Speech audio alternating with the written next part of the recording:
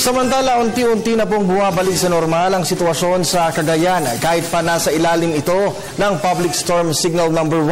Ang update naman doon, alamin natin mula sa aming kasamang si Teresa Campus ng Radyo ng Bayan Tuguegarao, live via phone patch.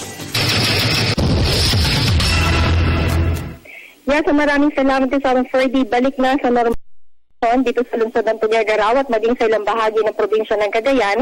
Sa kabila ng Public Storm Warning Signal No. 1 na umiiral pa rin dito sa probinsya.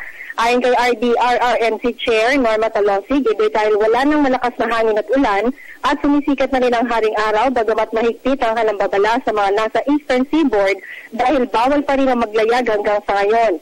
Sa katunayan, nananatili ang 37 stranded na pasahero sa mga shelter ports sa Apari at Santa Ana, Cagayan simula pa nitong Sabado. Samantala, wala naman may ulat na pinsala ang bagyong Eday sa reyon hanggang sa mga oras na ito dahil sa katunayan ay isang malaking biyaya ang inihatid nitong ulan para sa mga magsasaka nitong weekend. Kasalukuyan panumbalik ng kuryente sa mga lateral lines ng Amulong at Santo Niño, Cagayan na nakaranas ng power interruption simula pa kagabi. Sa kabilang dako, isang mahinang pagyanig ang naramdaman naman kagabi bandang alas 8:56 sa ilang bahagi ng Cagayan batay sa nilabas sa advisory ng PHIVOLCS kung saan ang sentro ng lindol ay sa Batak, Ilocos Norte.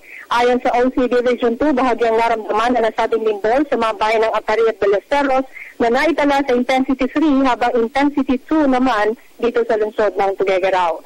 Para sa telebisyon ng Bayan, Teresa Campos, Radyo ng Bayan, Tuguegarao City, nag-uulat.